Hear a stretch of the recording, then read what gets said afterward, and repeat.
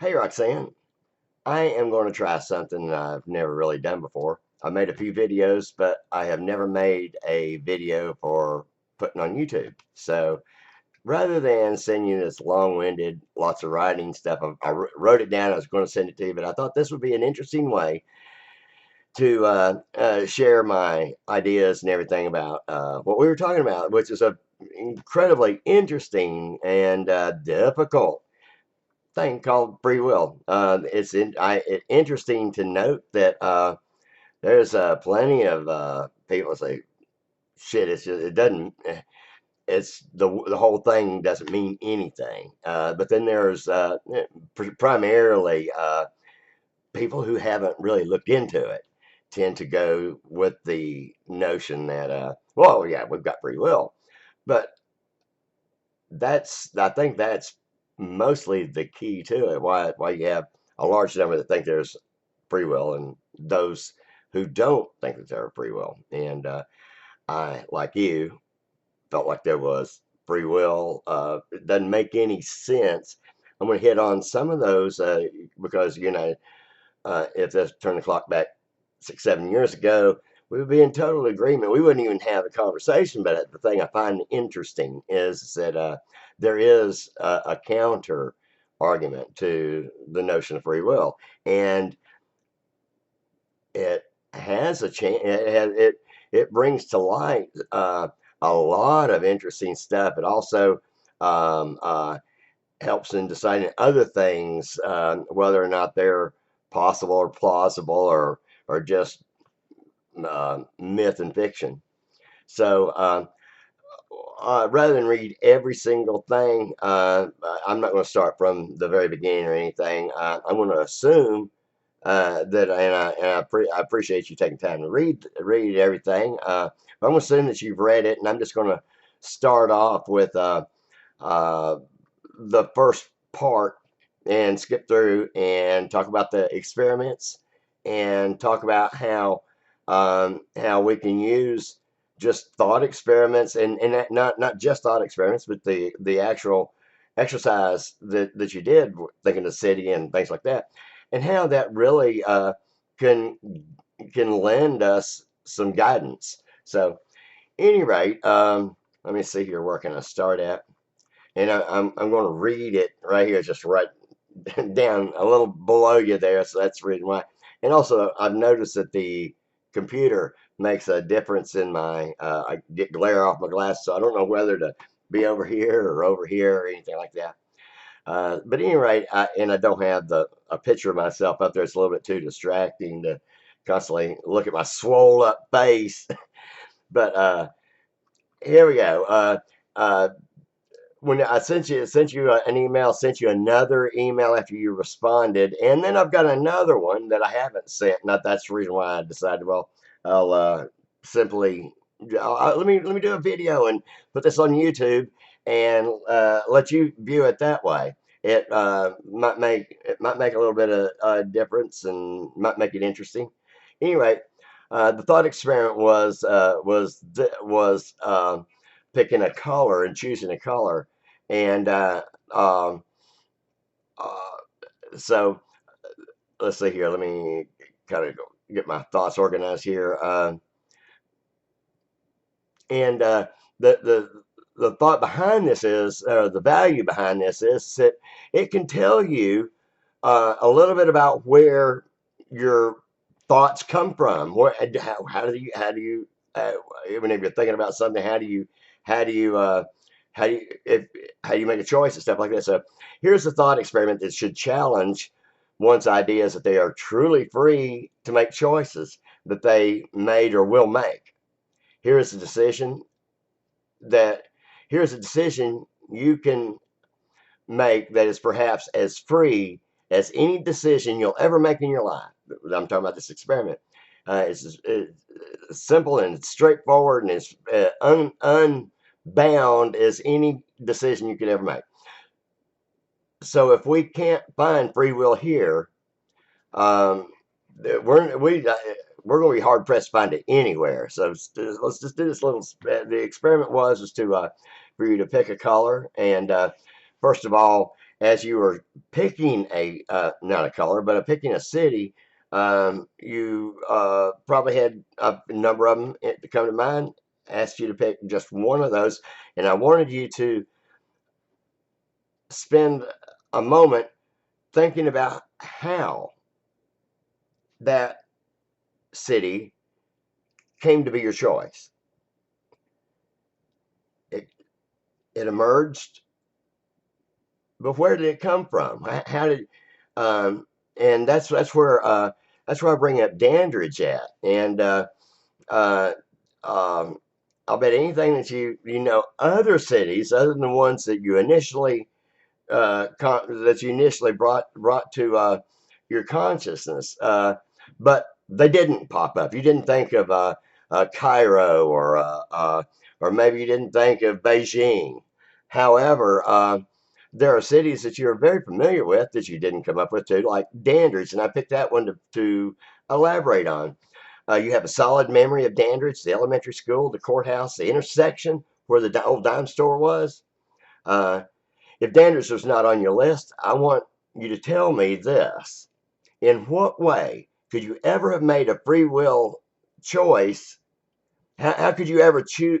How could you ever have had the free will to choose Dandridge or any other city that failed to arise to your list? How are you ever free to pick that if it doesn't go up there? How could you ever have the free will to choose Dandridge if it doesn't just happen to arise from your subconscious in the first place? I contend that in this example, you were not free to choose cities that you know. Uh, you weren't free to choose the cities that didn't arise to your conscious awareness. Since Dandridge was not available to you to choose, you did not have the free will to choose it. Remember, we are looking for free will in this experiment, and boy, Dandridge didn't appear there, and so you didn't have in this one experiment. You didn't have the free will to pick Dandridge. Yeah, and the first thing I like to say about this experiment is it illustrates quite obviously that free will is not free. It's not even your choices; they're bound up, and they come from somewhere. There are you bring biases and emotions, and perhaps you think of maybe let's say you're on your period and you had a hard time finding a bathroom in a city, and so when there was some recently, and you somebody brings this up, and so maybe that city comes to mind. So you didn't it didn't give that didn't have equal weight, and so as with the other cities, and so it's not free.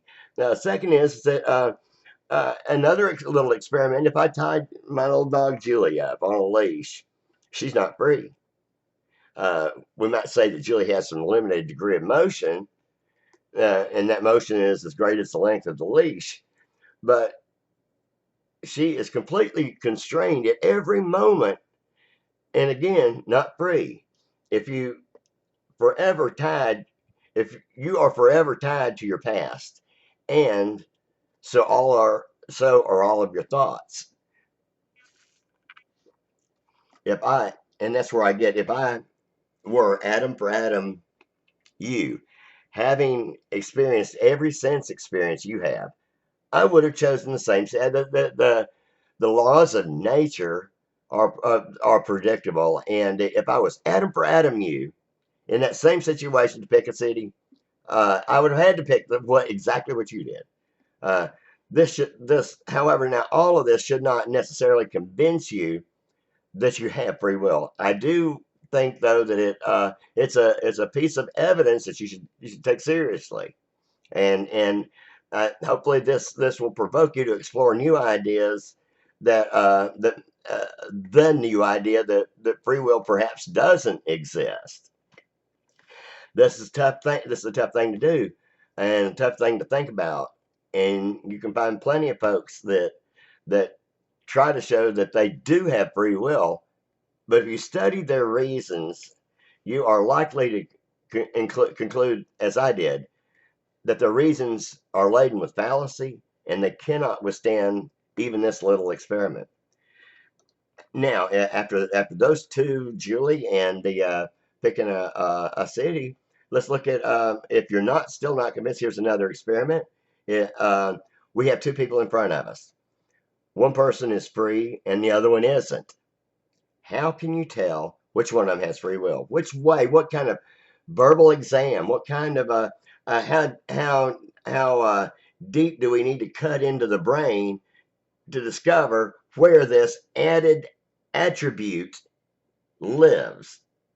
There, I mean, there isn't anything that in reality that even a thought has a makeup. It has, we say, well, it's just a thought. It's not, but no, it actually has. It arises from chemical interactions in your brain, in your body, and in your brain. There's an electrical exchange between one neuron and another, and you had a.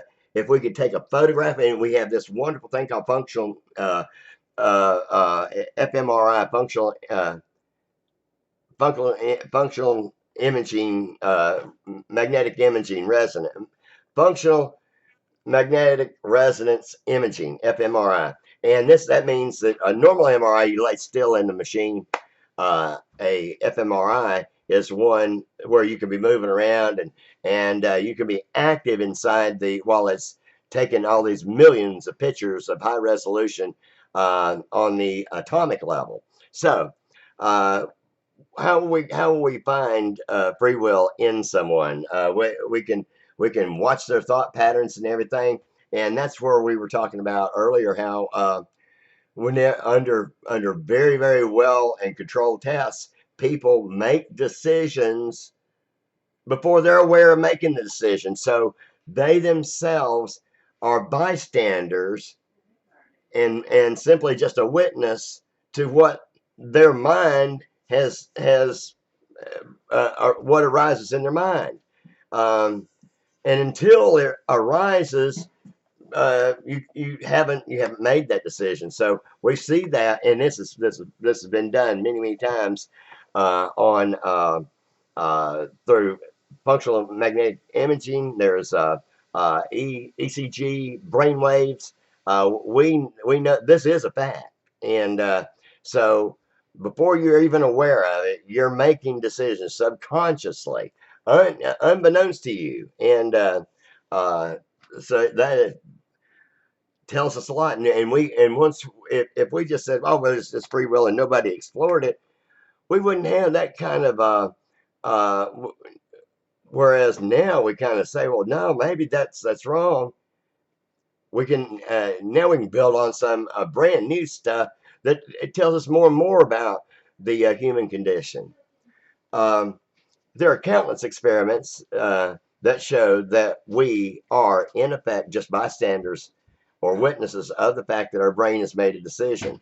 Once a decision is made, we are there to witness it and announce the results of that decision that our mind made. One fact about the world is that everything around us is made of matter and energy. All matter and energy is deterministic and has no free will in itself. As Carl Sagan put it, we are star stuff, and I'm glad that you even commented on this too. By the way, made out of the same. We're made out of the same material as a star. As a matter of fact, all of the material that's in our body came from a supernova, and finally arrived here 4 billion years ago. Uh, so, but that carbon does not have free will within it. Remember too that it is a fallacy to wrongly and that it, remember too that it is a fallacy, a wrongly made argument to say, well, you can't prove there is no such thing as free will because you already know that it is impossible to prove a negative, right? The burden of proof lies with those who make a claim for free will, and it is a claim for free will. It's not a claim for not free will. The claim for free will is an added uh, attribute. It's more than a world with free will is more than a world that's absent of free will. Uh, so my argument is probably way better than what you may have heard. I don't know for a fact, but there are a bunch of people who know way more than I do. That make even much philosophical arguments and biological, physiological arguments, scientific arguments that really this holds up to a lot of scrutiny. I want but I do want to know what you think. I desperately want to know what you think. I think this is an important conversation. This religion, politics, these are normally taboo, but we we need to have these discussions. People need to they need better information. And in what way do you ever thrive on poor or wrong information? It's only whenever we have the best information that we can make the best decisions. Um, Now, let's see here. Then you email me back. And so then I emailed you back. I'll read the first little bit. Great to see that you have thought about free will, and I'm especially happy to see your response. I think it is so sad and near disgrace that so few people are up to the challenge of an in-depth exploration of difficult or somewhat emotionally charged subjects like prejudice, religious beliefs, justification for one's reasons, and determinism. We grew up in a good, simple family surrounded by like minded relatives, friends, and neighbors. But looking back, it was considered rude and improper to ask or even talk about things like, well, who'd you vote for? Or do you ever notice that uh, Negroes are a little dumber than white people? Uh, you never asked what people their reasons for their religious beliefs. You just kind of nod. Oh yeah, it's because you knew it could be embarrassing or pressing, or maybe you didn't want to be converted that day. I don't know. Then thinking back to the fourth grade, Mrs. McGee's fourth grade class, she told the entire classroom in 1969 before school went out that if they ever actually do make it to the moon, the world will end as soon as somebody steps foot on the moon. She didn't get that from a vacuum. People talk like that. People imagine that crazy shit, and we live in that world. We live in that world today. Um, 700,000 Mississippians getting together, signing a petition against what? Transgender bathrooms? Give me a break. Or how evil American scientists are, uh, because 97% of them agree that global warming is a fact. There's anti-vaccine, anti-birth control, homophobic, science-hating, young earth, homeschool, fundamental Christian crap. We don't teach our children critical thinking skills at home, in primary school, secondary education, and we only see it as an elective course curriculum in colleges and tertiary education. So there is an urgent need to have all these kinds of discussions. They're not happening in the education level. So we as adults need to press these things, and encourage people to think for themselves and give them tools to be able to do it properly. I will no longer stand with my tongue clenched between my teeth when somebody asks me, "Well, if you die today, you go to heaven." I will not take the the easy trick for filling my duty as a citizen by watching the nightly news. That's sadly that's the way most Americans feel patriotic or doing their, and then maybe once every 4 years voting. I mean those are important, but we need to emancipate ourselves from ignorance in the most uh, uh, quickest way that we can. We look around, you'll see all this superstitious crap, astrology, homeopathy, alien pyramid builders on the fucking History Channel, chiropractic efficacy, the Illuminati, crimes of witchcraft and sorcery. Damn, why don't people know that Albert Einstein discovered the atomic bomb and the 5-second rule only works 3% of the time? Seriously, though, in today's world, ignorance truly is a choice. on. I go on in the email I sent you. I go on. I repeat your copy and paste your argument. Um, uh, then I'm responding to that here. We need to be sure that we're talking about when we talk about free will that we've got a clear understanding what we're not of what free will is, and we're not talking past one another. And so a close examination. It looks like, and in this email I've got some dictionary definitions. It looks like you've been using the term free will much like Wikipedia. Wikipedia describes it, and I've been trying to carefully think about how to present your case for free will. Uh, that is how how you decided that you can choose your course, that you have the free will to choose your course of actions. It follows, therefore, that free will it is. It follows, therefore, that free will it is a state of condition within the mind, a state where the inner workings of choice take place with a view of the circumstances. That is, a state or condition of free will exists. So it's a state of conditions that exists. Uh, I didn't earlier in the previous email. I didn't go into the definition for free will, but I did state it when we were talking Sunday. And but I should really firm up what I mean by free will here. I agree with you that most people, the way that most people talk about free will, uh, and the way they're used it is much like what you and I are. But I do take it a little bit further. Uh, uh, that's why I expand, and I did expand upon it Sunday. Notice that the definition for free will seems to point to choice, but where we need to be focusing truly is on the part of the definition that regards the ability to choose otherwise. It is in one's ability to act freely that I argue against free will, untethered from and unbiased in a way, and not influenced. Freedom of choice. It doesn't exist. It is quite literally stuck in the starting gate. It is the free in free will that is, demonstratively speaking, the problem. To make free, to make a free choice, one need demonstrate that choice is not dependent on anything. Free means unrestricted, unbounded, and absent of coercion.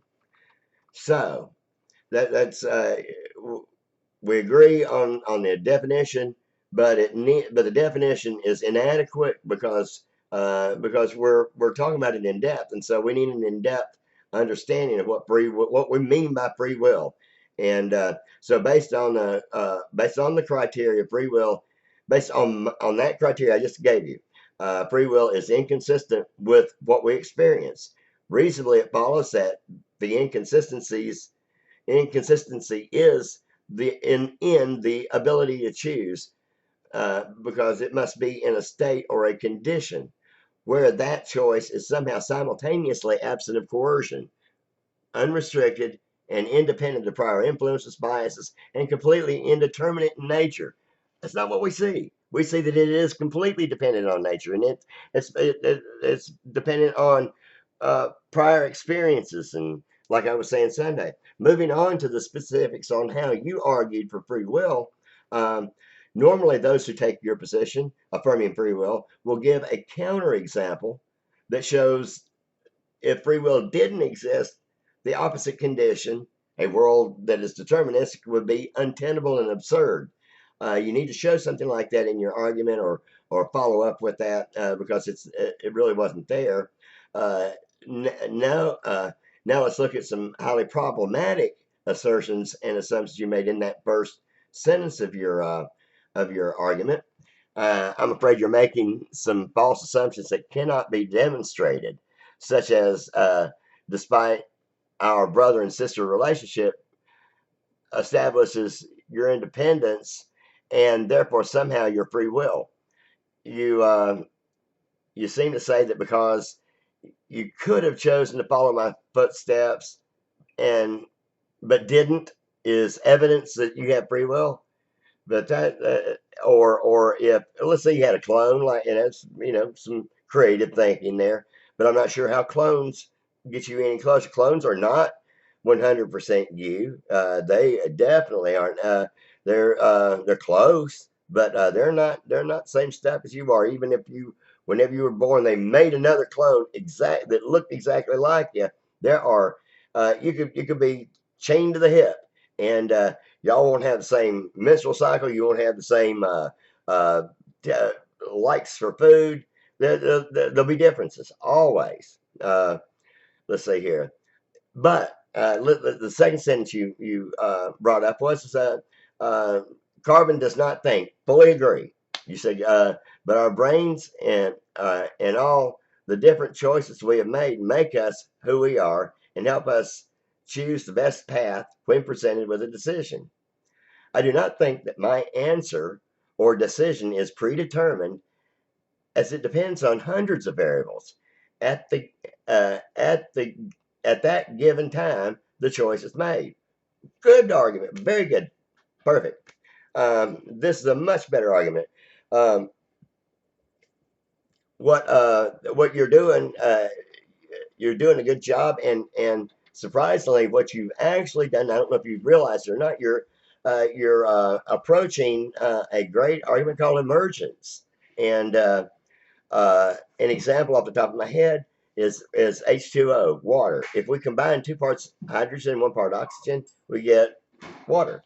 Uh, Now, if we get 10,000 of these H2O molecules together, put them on a napkin, and then brush them off, will we see a wet spot? Actually, no. But wetness is an emergent quality of the chemistry. But it does. But a wetness doesn't exist until we get 1 trillion molecules together. That's the only time. And so I like the way that you brought that up. But it still won't cut the cake. The flaw in your argument is that somehow star stuff is immune to the cause and effect. That's what I've been saying, that because the world is determined, because cause and effect is the way the world works, that makes it deterministic. You are arguing that matter is somehow non-deterministic. That's not right. Matter is completely deterministic, as demonstrated by its predictable nature and the fact that it is completely subject to cause and effect.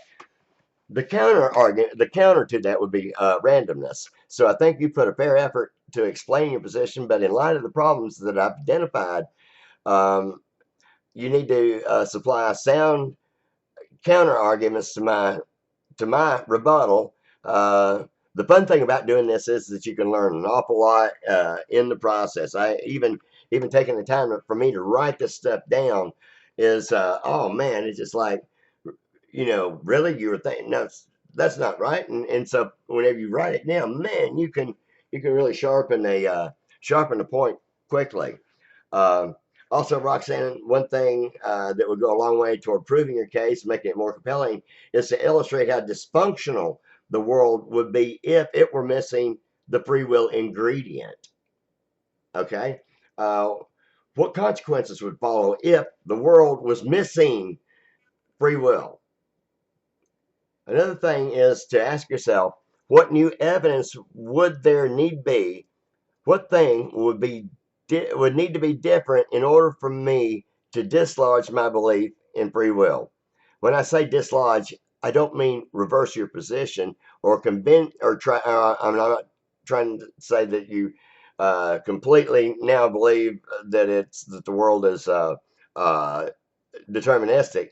But how much would it take just to crack light in on the door, just to get the door open and for you to really kind of question that deeply. Think about what it would, and if you can't, it, if you can't come up with something, then that almost itself as evidence that you're not on the right path with, and that that free will is not really the correct thing.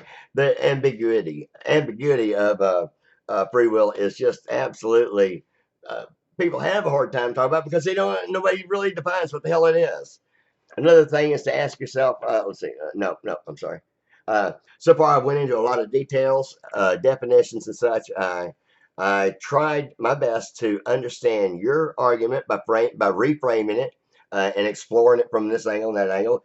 Then I did my best to give you good examples that supported my case. I thought it might be at least interesting for you to see. I mean, in this whole thing, and why I went to start it off writing a long email about this anyway. It would be interesting to see how uh, how big free will the free will iceberg is, and how we're just hitting the tip of it. Um, what you see in my arguments is a culmination of several years of exploration uh, and me doing my best to understand and to figure things out. Uh, but my position is also revisable. I'm not locked in, dogmatically locked into a particular belief. I gladly will.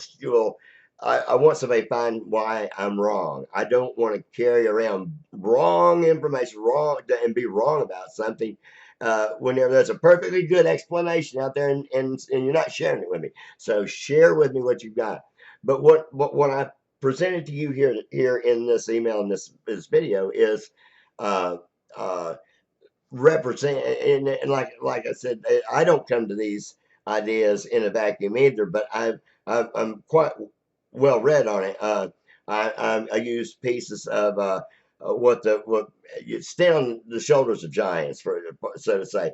I read Steven Pinker, Sam Harris, Daniel Dennett, Robert Price, Bertrand Russell, Aristotle, Socrates. Literally read volumes of these from the early Greeks, even early Christian philosophers like Anselm, Philo of Alexandria, Pliny the Younger, Seneca, Suetonius, and then coming on to the Enlightenment period, Voltaire, David Hume, Kant, Hobbes, Descartes, you name it.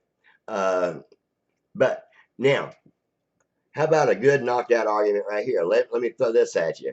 Uh, it's probably not satisfying, but it's likely undefeatable. One of the easiest ways to see the problem with free will is to fully accept that the choice you made is the one and only choice you made. The illusion of free will is the thought that while looking back, you could have chosen otherwise. That's the illusion. That's where but looking back, that's where you form an illusion of free will. Well, I could have. The reason why you can't say that is because that is a unfalsifiable, untenable, and you cannot prove that you would have chose otherwise. And so you can't. People who enter formal debates and things like that, they can't argue for free will in that manner. They get they'll lose right off the bat. In reality, we have tons of scientific evidence that free will is just an illusion provided by the functional magnetic resonance imaging, brain waves, the fact that we make decisions before we realize this, and in short, we are merely the bystanders, non-participant witnesses to the inner workings of our subconsciousness. We simply witness and announce the choice made by our subconscious minds. We don't have control over what's going on in our subconscious, and that's why we don't have free will. Uh, uh, now the big time thought. Now that's a big time thought. Far more wondrous than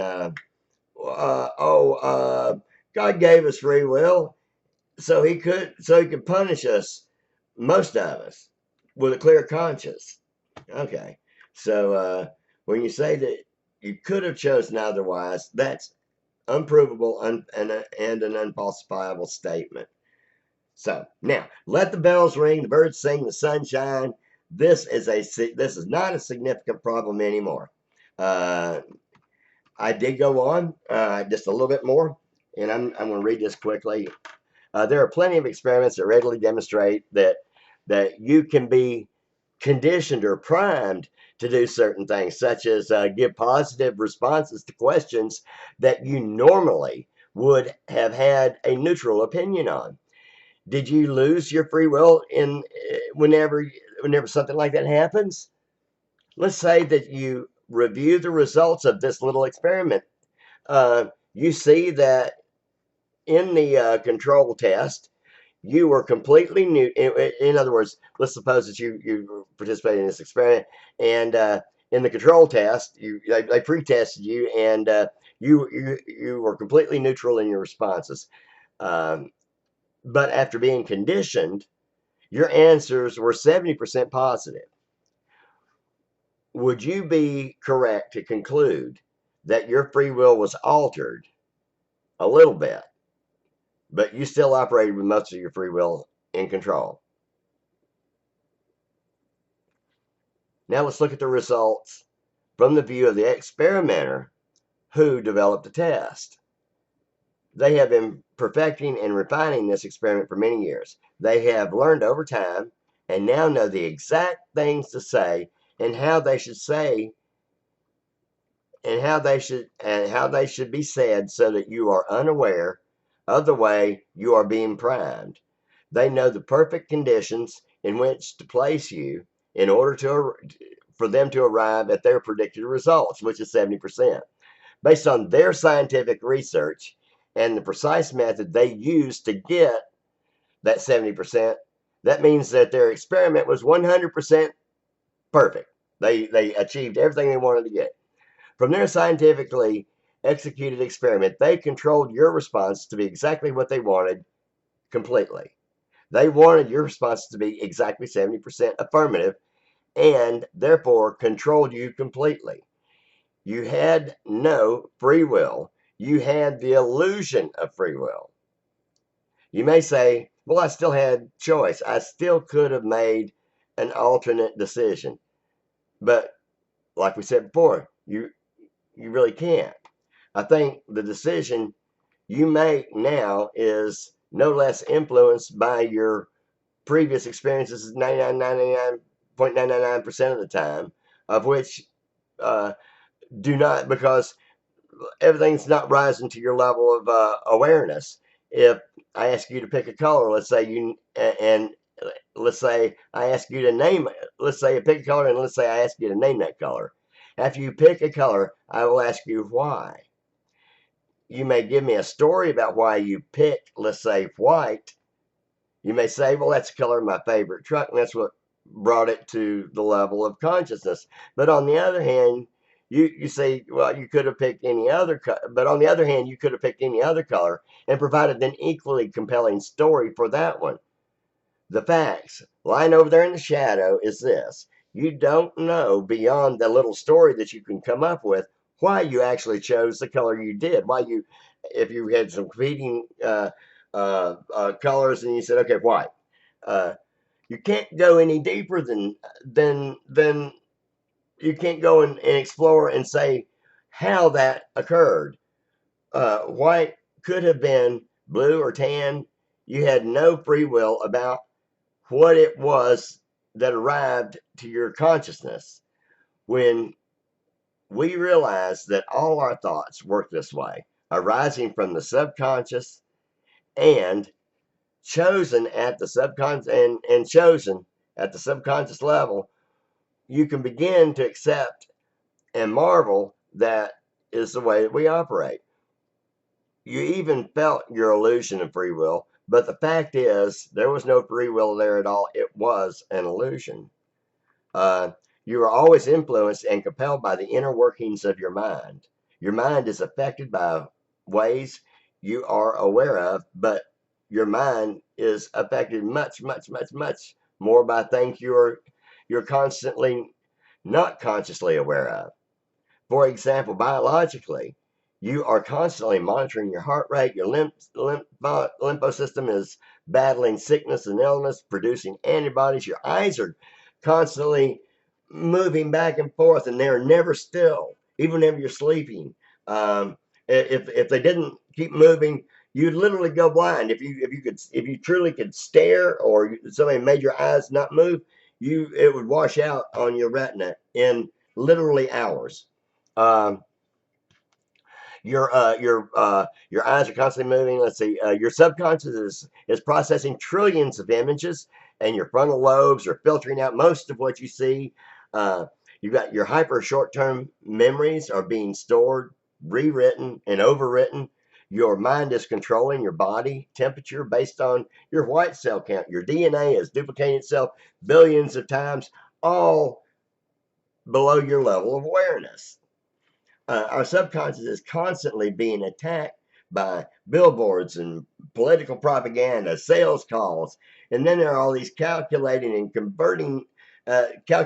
covert things that people say with their body language and what they say verbally.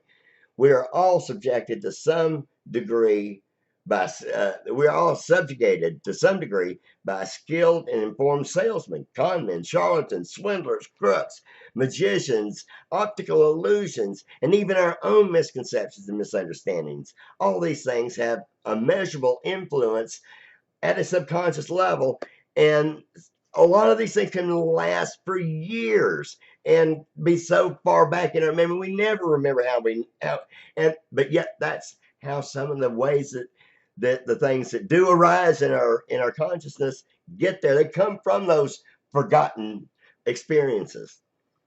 Now, here's why I want you. Here's why I want you. Why I think someone resists the notion that free will is an illusion. Okay, I asked myself. I pretended like I was a few years ago and asked that question myself. Well, I don't like the idea that because I'm not in control of my actions. They're they're not a dandelion just blowing in the wind. They think they know absolutely that they actively choose things. There's just no way that they're mistaken about that fact that they actually choose. Here's what we've already touched on, and how we've already tackled those three things of resistance. Uh, one, reply to number one, which was the idea that we don't like the fact that we're not in control of things. There are a couple things going on here. First, facts about reality are immune to human discomfort or desires. New ideas that contradict previously held beliefs should not be dismissed because it is uncomfortable, nor should new information be resisted just because it's hard to remap one's understanding of reality. These are not justifiable reasons to deny that free will is an illusion. Those who make this mistake are guilty of wishful thinking.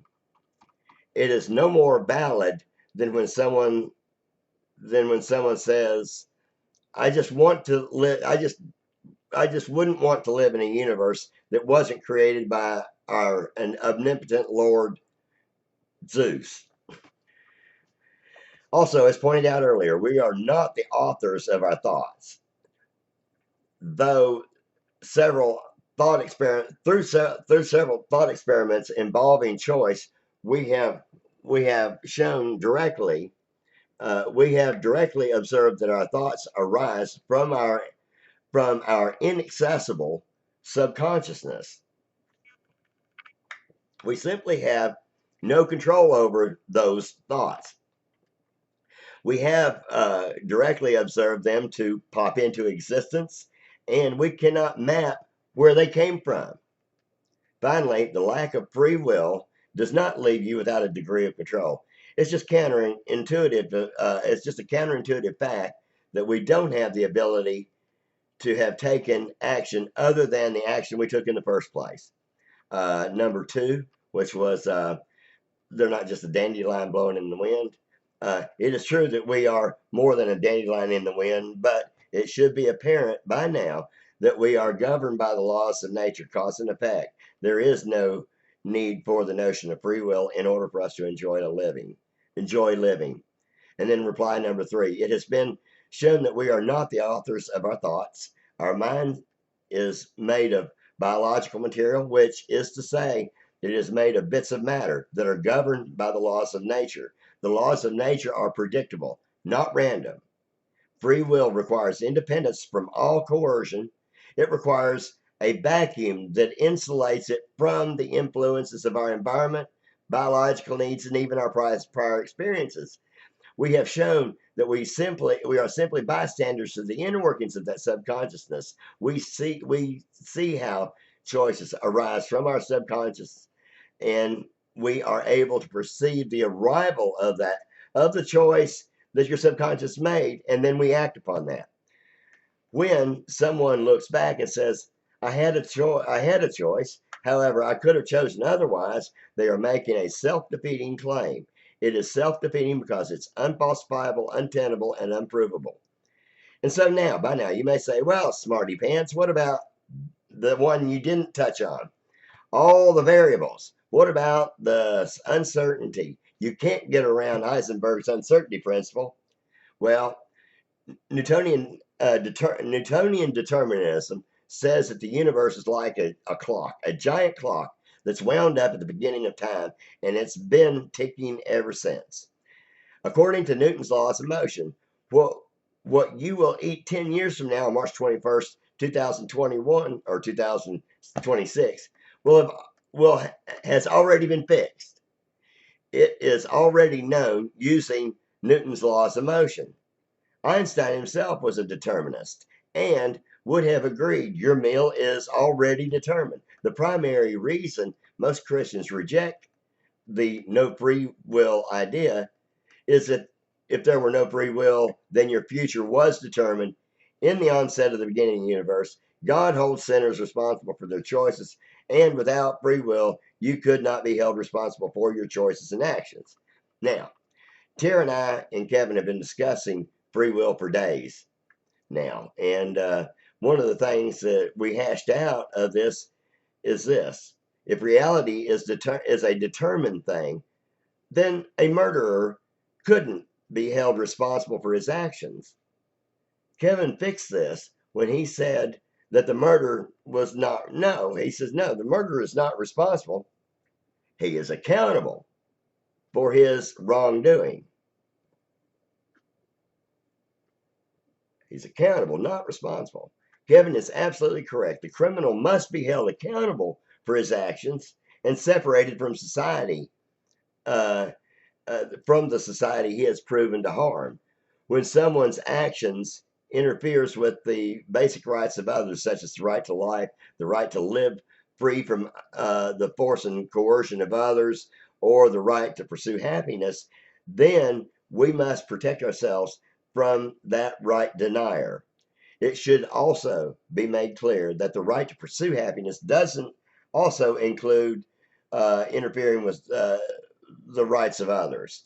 So far, so good. Newtonian and Nelsonian worlds support determinism, but what about Heisenberg? Aha! Along comes Heisenberg and his uncertainty principle. He says we cannot know with 100% certitude the position and momentum of a subatomic particle. Therefore, the universe is not deterministic. I don't think so. Change requires causality. It is the cause and effect rule. We live in a universe that is changing. If it weren't changing, it would be frozen. We couldn't do anything. We wouldn't be aware of anything. Nothing would be happening in the universe at all. So here we establish two axiomatic principles: change and causality. Now, at the most fundamental level of the atomic world, where we see the laws of uncertainty taking place, that is, where we can't simultaneously determine the position and momentum of a particle, the law of causality must go to work. That what this means at the most basic level is that where there is an interaction between two particles, there is always an exchange of mass. This is what change is. This is this is one uh,